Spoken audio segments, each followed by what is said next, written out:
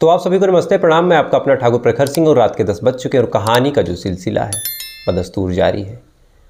आज की कहानी सुनाऊं उससे पहले आपको बता दूं कि अपने इस चैनल पे अच्छा ऐसा भी नहीं है कि अकेले मैं ही हूँ, बहुत सारे लोग हैं, बहुत सारे लोग कहानियाँ सुनाते हैं।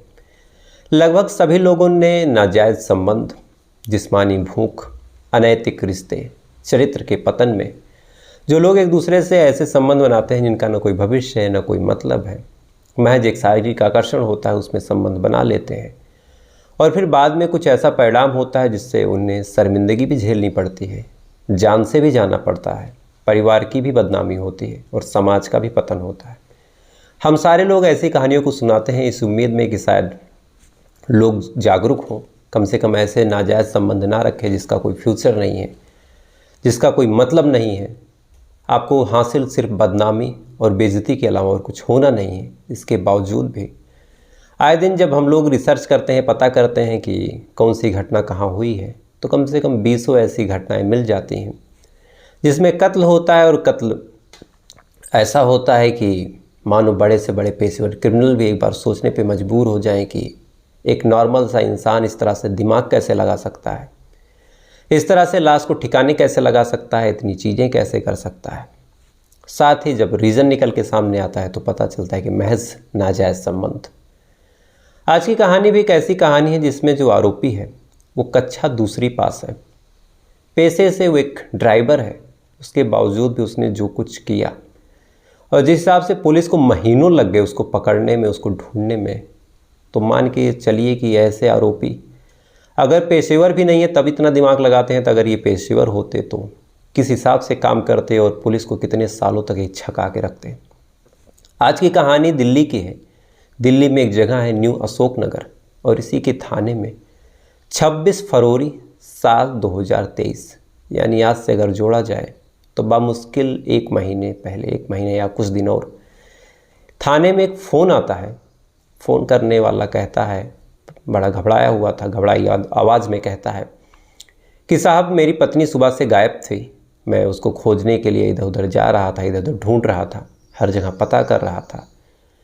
सुबह से गायब थी, इधर उधर खोजने के बाद मैं वापस आया कि अब चलता हूँ थाने FIR करूँगा, कंप्लेन करूँगा।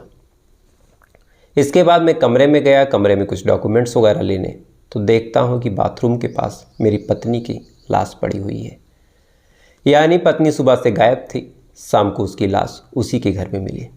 अब पुलिस वालों के पास ऐसा फ़ोन आता है, पुलिस वाले फ़ौरन ही पूछते हैं कि अच्छा आप कहाँ से बोल रहे हैं। सामने वाला बताता है कि मैं इसी न्यू अशोक नगर में एक बिल्डिंग है E57, इसी के दूसरे मंजिल पे मेरा मकान है, मैं किराए के मकान में रहता हूँ, आप आ जाइए और जो कुछ होगा आप देखिए, चूँकि मुझे लगता है कि मेरी पत्नी का किसी ने कत्ल कर दिया है।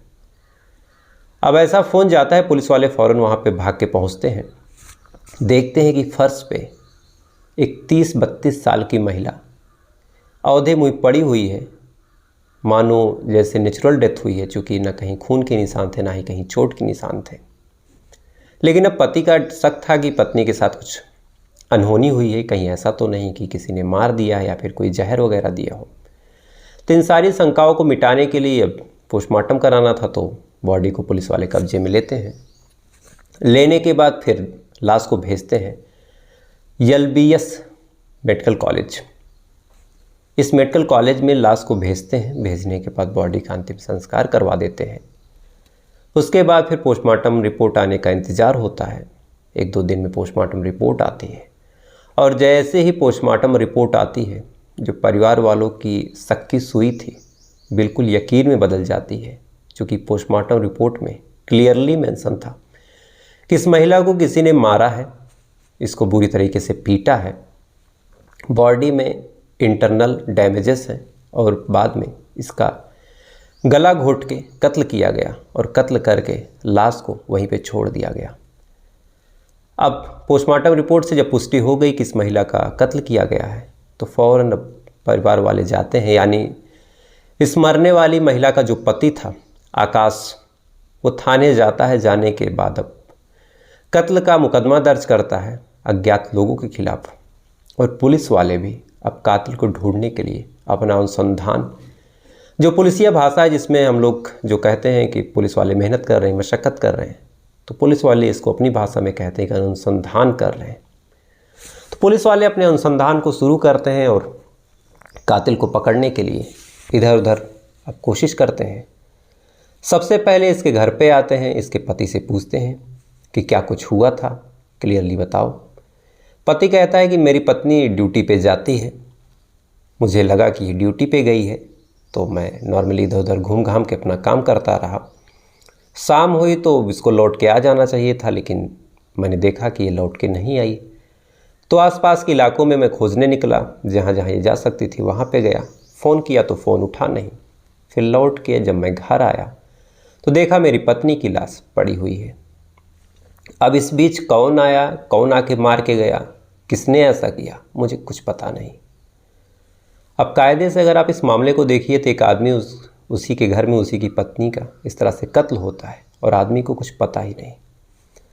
अब पुलिस वाले इस महिला के बारे में पता करते हैं कि महिला कहाँ जाती थी, क्या करती थी। कोई ऐसा तो नहीं था जो संदिग्ध आया हो, कोई ऐसा तो नहीं है जिसकी किसी से दुश्मनी रही हो, दोस्ती का एंगल, प्यार का एंगल, दुश्मनी का एंगल, और सारे ऐसे ऐसे चीज़ों में कहीं पैसे की कोई रंजिश हो, कहीं ज़मीन की कोई विवाद हो, सारी चीज़ों को खंगालती है। लेकिन शुरुआती छानबीन में, यानी ये छानबीन लगभग एक आध हफ्ते तक चली, लेकिन इस पूरी छानबीन में पुलिस वालों के हाथ कुछ भी नहीं लगा। पुलिस वाले जब हर जगह से जांच पड़ताल करके, हर जगह से छानबीन करके थक जाते हैं, तब उन्हें लगता है कि चलो एक बार फिर से घर पे चलते हैं, फिर से उस क्राइम सीन को चेक करते हैं, फिर से आसपास के लोगों से पूछताछ करते हैं। क्योंकि इस मामला जब ताज़ा होता है तो आसपास के लोग भी थोड़ा सा शौक में होते हैं कि ये क्या हो गया। लेकिन जब थोड़ा सा वक्त गुजरता है, थोड़ा सा समय बीतता है, दिलो दिमाग जब उनका शांत होता है, तो फिर कायदे से वो सोच भी पाते हैं, कायदे से उन्हें याद भी आता है कि एग्जैक्टली उस दिन हुआ क्या था, क्या उन्होंने किसी को देखा था, क्या कुछ हुआ था। लिहाजा जब हफ्ते भर बाद पुलिस वाले फिर से घर पे आते हैं, तब तक जो पति था इस मरने वाली सुनीता उर्फ सुमन का, वो पति भी अपने आप को अब सांत्वना धीरे धीरे दे चुका था कि उसकी जो पत्नी है अब लौट के नहीं आने वाली। दो जो बच्चे थे छोटे छोटे, वो भी अब मान चुके थे कि माँ कहीं गई है, कुछ टाइम बाद ही आएगी, अब इतनी जल्दी नहीं आएगी। पड़ोसी भी अपने आप को मान चुके थे कि अब सुनीता इस दुनिया में नहीं रही। तो धीरे धीरे लोग अपने काम पे लग चुके थे, उनका दिमाग थोड़ा सा नॉर्मल हुआ था।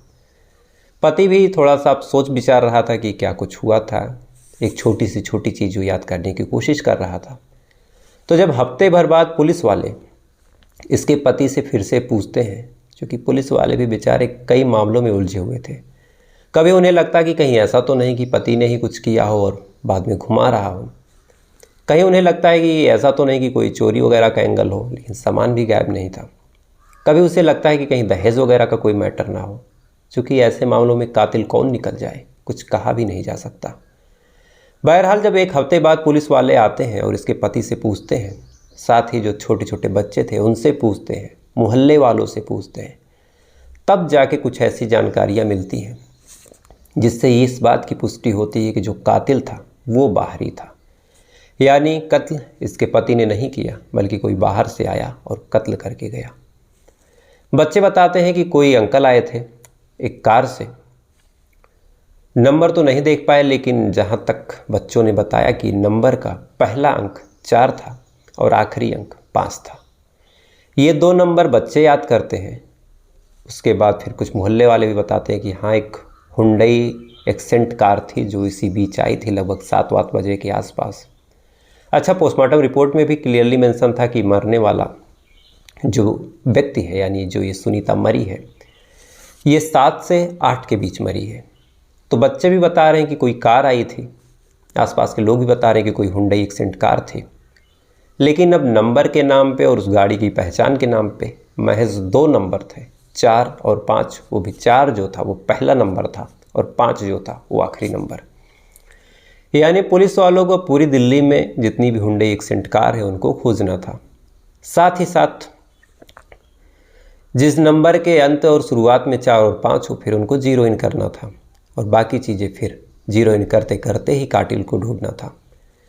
अब पुलिस वालों को जब नंबर मिला और गाड़ी का नाम पता चला तो फिर उन्हें लगता है कि चलो सीसीटीवी कैमरा खंगाल लेते हैं। शायद वहाँ से कुछ ऐसा मिल जाए जिससे बात बन जाए। अब पुलिस वाले जाते हैं आसपास के इलाकों के सीसीटीवी कैमरों को खंगालते हैं, उसमें कड़ी मशक्क़त करते हैं। अच्छा, ये सीसीटीवी कैमरे वगैरह शुरू से भी खंगाल रहे थे, लेकिन अगर सड़क पे कोई गाड़ी जा रही है तो उस पर ऐसे शक किया भी नहीं जा सकता। लिहाजा पुलिस वालों को शुरुआत में तो कुछ नहीं मिला, लेकिन जब हुंडई एक्सेंट कार को खोजते हैं तो उन्हें एक संदिग्ध गाड़ी दिखाई देती है जिसमें एक आदमी बैठा हुआ था। लेकिन फिर हैरान करने वाली बात थी कि न इस आदमी का चेहरा क्लियर था, न गाड़ी का नंबर। यानी ये जांच जहां से शुरू हुई वहीं पे आके फिर से ख़त्म हो गई। अब पुलिस वालों को लगा कि चलो कॉल डिटेल खंगालते हैं, शायद कॉल डिटेल से कुछ मिल जाए।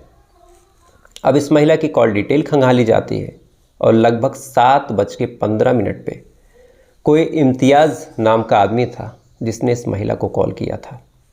अब पुलिस वालों को लगा कि चलो मामला कुछ बन रहा है, शायद कातिल यही है। पुलिस वाले अब इम्तियाज़ से कांटेक्ट करते हैं, उससे पूछताछ करते हैं। तो इम्तियाज़ जहाँ पे उस टाइम था, अपनी लोकेशन वगैरह जो बताया, उस हिसाब से संभव ही नहीं था कि इम्तियाज़ यहाँ पे आए न्यू अशोक नगर में और कत्ल करके लौट जाए। यानी अब पुलिस वाले चाहे जिससे पूछताछ कर रहे थे, चाहे जिससे छानबीन कर रहे थे, लेकिन सारी छानबीन में, सारी पूछताछ में कोई भी ऐसा क्लू, कोई भी ऐसा सबूत मिल नहीं रहा था जिससे कातिल के बारे में कुछ भी पता चले। धीरे धीरे वक्त गुजरता गया। 26 तारीख को कत्ल हुआ था, 27 तारीख तक मामला पेंडिंग रहा, 28 तारीख को पोस्टमार्टम हुआ। धीरे धीरे वक्त गुजरा, मार्च आ गया। मार्च में भी धीरे धीरे वक्त गुजरता चला गया।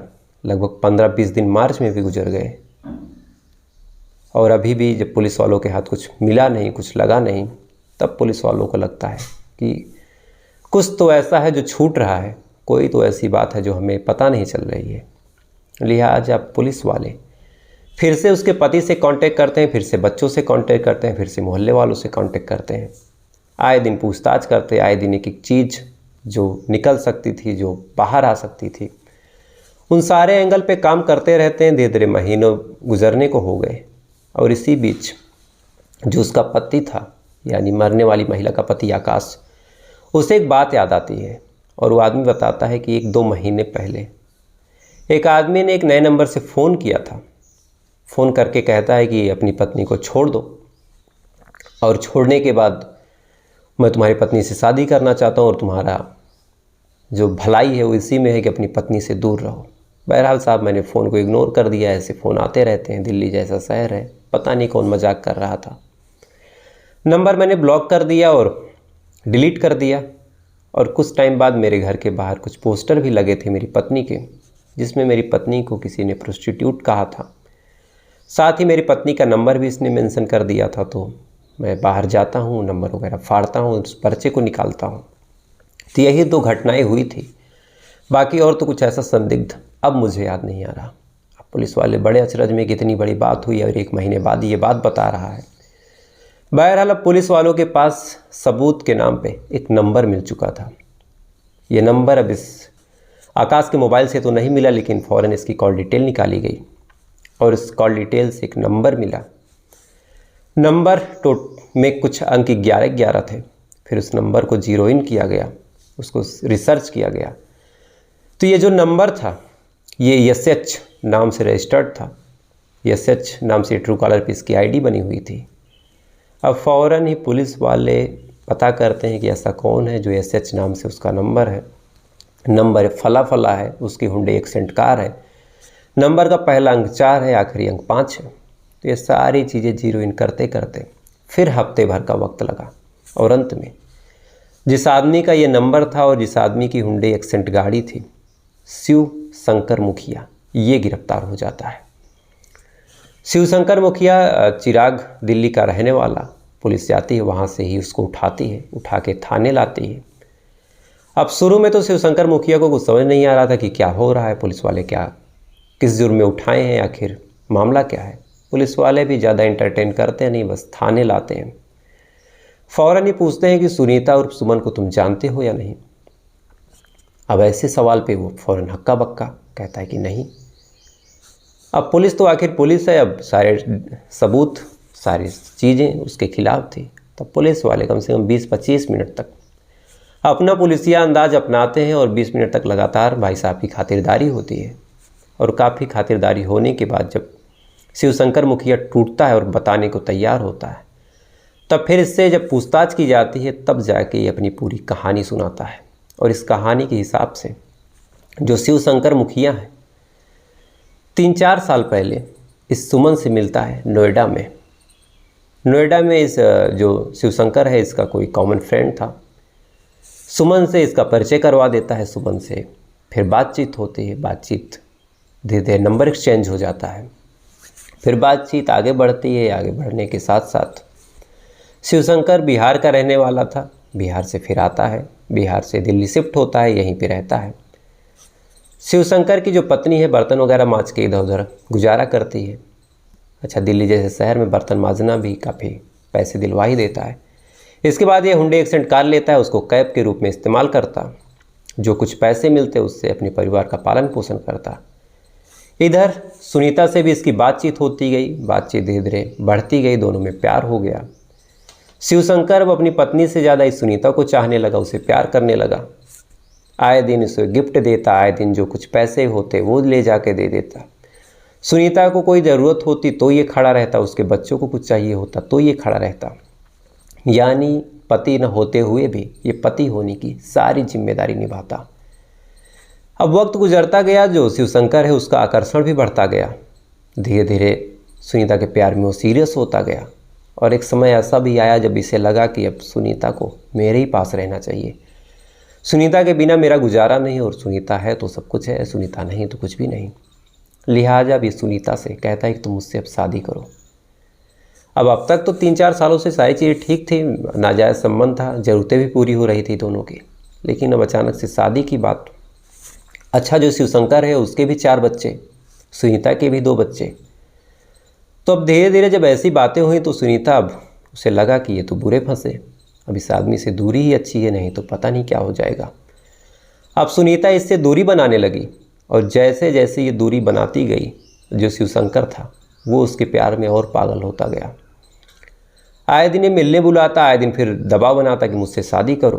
लेकिन अब सुनीता अपने पति को छोड़ के कैसे शादी कर सकती थी, तो सुनीता समझाती बुझाती मना करती। चीज़ें चलती रहीं, धीरे धीरे वक्त गुजरता गया। और इसी 26 फरवरी साल 2023 को सुनीता से वो कहता है कि मैं तुम्हारे घर पे आ रहा हूँ। अब पति था नहीं तो फिर कहती है कि ठीक है आ जाओ। बाकायदा ये घर पे जाता है, घर पे देखता है कि पति वगैरह की कुछ फ़ोटोज़ हैं, फ़ोन में भी फ़ोटो हैं।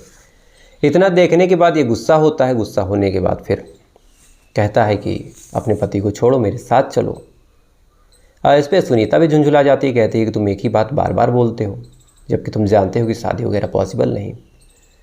धीरे धीरे वक्त गुजरता गया, दोनों के बीच झगड़ा तकरार बढ़ता गया। और अंत में जब इसे लगा शिवशंकर को कि अब ये नहीं मानेगी, तो गुस्से में फिर ये सुनीता को पीटने लगता है। अब सुनीता जब मार खाती है तो मदद के लिए चिल्लाती है, और इसे लगा कि ये भी चिल्लाएगी तो आसपास के लोग इकट्ठा हो जाएंगे और मैं फंस जाऊंगा। लिहाजा भी ये सुनीता को गिरा देता है। गिराने के बाद फिर इसके मुंह पे हाथ रख के इसका गला घोंट के इसकी जान ले लेता है, कत्ल करता है। फिर बाकी जो बाल वगैरह ख़राब हुए तो कपड़े वगैरह ख़राब हुए थे, बाकायदा उनको सही करता है। उसके बाद धीरे से वहाँ से पूरे कॉन्फिडेंस में निकलता है। निकलने के बाद अपनी गाड़ी उठाता है, गाड़ी उठाने के बाद न्यू अशोक नगर से भागता है और भाग के चिराग दिल्ली चला जाता है। इसे पूरा यकीन था कि चूँकि कोई सबूत, कोई सुराग, अच्छा इतना दिमागी था कि फ़ोन भी अपने फ़ोन से नहीं करता था, बहुत सिस्टम से करता था। तो पुलिस वाले जब सुनीता की कॉल डिटेल खंगालते हैं तो वहाँ से इसका कुछ भी डिटेल नहीं मिलता।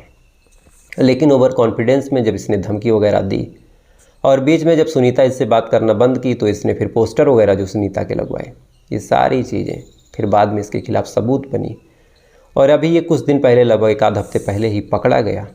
और ऐसा सातिर दिमागी था कि 1 महीने तक दिल्ली पुलिस भी इसके इर्द गिर्द घूमती रही, लेकिन कोई सबूत, कोई सुराग इसके खिलाफ़ नहीं मिला। अच्छा, ये सारी चीज़ें तो जब पुलिस वाले बताएं तो फिर जो डीसीपी है वहाँ की, उस न्यू अशोक नगर की अमृता गुगलोथ, उन्होंने एक और बात बोली। अब पता नहीं इस बात में कितनी सच्चाई है, लेकिन अब इस मामले की जांच अधिकारी हैं तो इस हिसाब से इस बात को भी सुनना पड़ेगा। दरअसल इन्होंने कहा कि ये जो सुनीता थी ये देह व्यापार से जुड़ी थी, यानी ये सेक्स सर्विस देती थी, सेक्स वर्कर थी। और शुरुआत में जो ये था शिवशंकर मुखिया, वो इसी का क्लाइंट था और बाद में धीरे धीरे प्यार में सीरियस हो गया और चाह रहा था कि ये सेक्स वर्किंग और अपने पति दोनों को छोड़ दे और इसीलिए कत्ल हुआ। बहरहाल रीज़न चाहे जो रहा हो, लेकिन एक चीज़ बड़ी कॉमन थी, वो थी अवैध संबंध, और इसी में कत्ल हुआ। तो फिलहाल ये थी पूरी कहानी। बातें हैं आज के सवाल पे, जो कल मैंने सवाल पूछा था कि नई दिल्ली से पहले भारत की एक और राजधानी थी, तो वो राजधानी कौन सी थी? अगर आपको उसके बारे में पता हो तो बताइएगा। तो इस सवाल का सही जवाब दिया है जीतू वर्मा जी हैं, भिंड से, सनातनी संस्कृति जी हैं, मीना जी हैं, मीना चौरसिया जी हैं, लोगन सान जी हैं, अजय जी हैं, जोजफ जी हैं, फाल्गुनी जी हैं, आतिफ इकबाल जी हैं, सत्येंद्र जी हैं, मोहम्मद इमाउल जी हैं, किड्स एड्स जी हैं। किड्स एड्स जी, आप अपना नाम कमेंट कर दिया कीजिए, क्योंकि ऐसे चैनल के नाम से तो कोई मतलब नहीं है। मोहम्मद मोहसिन जी हैं, कृष्णवीर चौधरी जी हैं, अमित रजक जी हैं, और ये खुद कोलकाता से हैं, जो कि हमारे देश की पहली राजधानी थी, मतलब नई दिल्ली से पहले। और इस सवाल का जो सही जवाब है वो कोलकाता है। दरअसल 1772 में वारेंट हेस्टिंग्स, ये अंग्रेज़ शासक था, और अपने शासन के दौरान 1772 में इसने कलकत्ता को भारत की यानी अंग्रेज़ हुकूमत की राजधानी बनाई, और ये राजधानी 12 दिसंबर साल 1911 तक बरकरार रही। इसके बाद फिर नई दिल्ली को राजधानी बनाया गया, लेकिन लगभग इतने सालों तक, 150 सालों तक कलकत्ता जो है ये भारत की राजधानी रही। और उस टाइम इसके नाम भी कुछ अलग अलग थे, कहीं कलकत्ता कहा जाता था, कहीं हिंदी कलकत्ता कहा जाता था। लेकिन साल 2001 लगभग 1 जनवरी को इसे आधिकारिक रूप से कोलकाता नाम दिया गया। तो इन सारे लोगों ने सही जवाब दिया, तो आप सभी को हार्दिक शुभकामनाएं। और अब आज के सवाल की बात करते हैं। तो आज का सवाल भी बड़ा सिंपल सा है कि एक ऐसा राज्य था, जिसे राज्य कहना गलत हो, एक ऐसा शहर था जिसे एक दिन के लिए भारत की राजधानी बनाई गई थी। तो अगर आपको पता हो तो कमेंट करके बताइएगा, नहीं तो कल मैं आपको बताऊंगा। और ऐसे ही मज़ेदार वीडियो देखने के लिए, मतलब फैक्ट जानने के लिए, और ऐसे ही इंटरेस्टिंग कहानियाँ सुनने के लिए वीडियो को लाइक करके चैनल को सब्सक्राइब कर लीजिएगा। तो अब आपसे कल फिर मुलाकात होगी किसी दूसरी कहानी के साथ। तब तक अच्छे रहिएगा, खुश रहिएगा, अपना ख्याल रखिएगा, अपने देश का ख्याल रखिएगा। जय हिंद, वंदे मातरम।